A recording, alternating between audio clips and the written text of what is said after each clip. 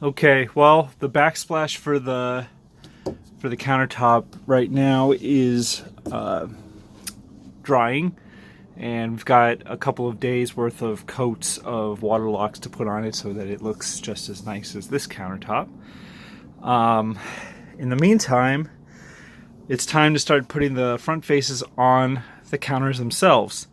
A big motivation for this is to get the stove put in place where it belongs, which is right back there. So I'm gonna start with the bottom edge.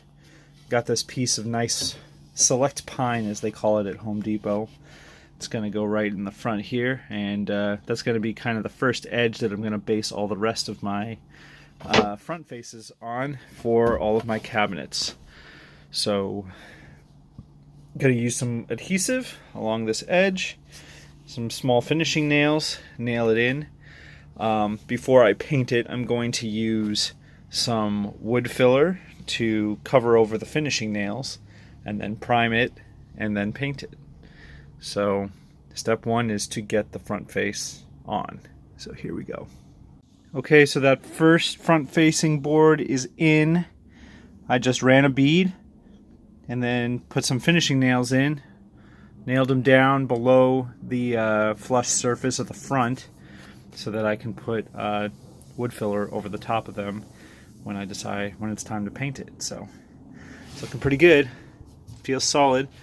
Not that it's a load-bearing thing, it's just for looks. But next I'm going to do the top piece and then the side pieces, and that should make a nice looking front face. Okay, as you can see, I've got the adhesive in. This is the piece that's going there. So now I just put it up in place, use the clamps to clamp it in place, and nail it in. Alright, so the front face on the bottom cabinets are pretty much in. Julene has put wood filler over the nail holes and filled the gaps so that when we prime it, it'll look like one uniform piece. Everything is glued and nailed in place, so it's looking pretty good. I even put a little crossbar for where the stove is going to go. So the bottom is pretty much done. The toe kick still needs to go in, but we're not going to do that until after the flooring goes in. Now I got to start working on finishing out the build out of the upper cabinets. Finally putting in these upper shelves, the wood that's going to act as the shelf part of the upper shelves. And over here I have this space that I think would be great for like spatulas and stuff on both sides of the hood. And so I cut out a piece that Julene and I are going to put up in this space. Alright, Julene is putting the finishing touches on the wood filler for the front face. Bottom we finished a while ago. We did some measurements with the stove, and then we installed the top section, or the shelving, the part of the shelves that's actually going to hold stuff. And then we added the front faces to it, so it's looking pretty good. And I kept that gap up at the top for my ceiling that's eventually going to go in there too. So maybe not so much here, but I'll play with it.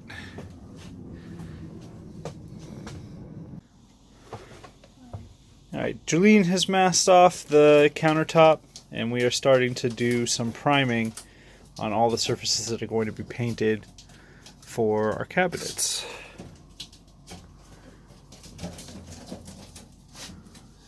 Alright, this is the end of the cabinets, as you can see.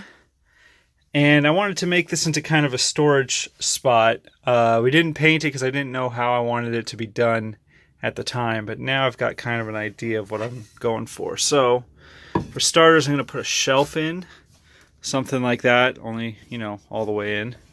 And then down here, there'll be a cubby. It'll look like this. And down below will be a spot, I guess, for like shoes and stuff. We'll figure it out. Kind of want to keep the space up here because you never know what you could shove down into a crevice like that. But I might cover it with MDF or something to make the, you know, so that the insulation isn't exposed. But I've cut most of the pieces, so I'm going to start assembling it. All right, so my first attempt at getting these things for the shelf to rest on failed miserably. I ended up cracking my little pieces. I probably should have drilled pilot holes, so lesson learned there. But instead of doing that, I think I'm going to do the pocket screws, cabinet pocket screws at an angle on the underside of this that will then fit, that I can then screw in from underneath and it won't look like there's anything there. To reinforce it, I can screw in from the back side of this through the board into here. Basically, you won't see any of the hardware if it's successful. Or I might end up splintering it all up again, so we'll see what happens. So I use this little pocket driller, put it at the end, and then we've got this drill that goes right into the slot, and you drill these nice little pocket holes. They don't go all the way through. It makes for something really easy for you to drill into. Let's see if we can get a good angle there. There. You can see it's pretty much like a pocket hole ready to go. So when I put this in place, I'll flip it upside down and drill in from underneath. Let's see. Alright, so I've gently hammered the shelf into place. It's pretty square.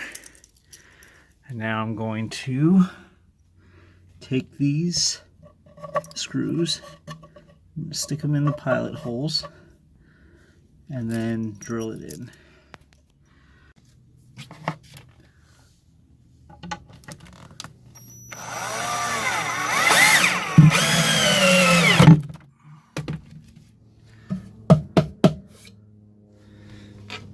Okay, moving on. I've got this piece.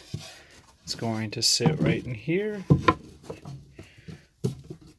And have a nice little cubby for shoes and tools and stuff like that. Alright, nailed in with finishing nails. Here's my little cubby.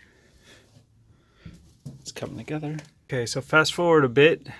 I've got some of the trim pieces, some of the front face on.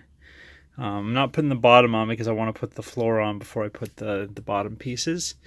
But these ones aren't attached yet. But you can sort of see how it's going to go. Maybe something like this. I mean, it's going to take some doing to get it in there, but let's put this down for a second. Got a nice joint there.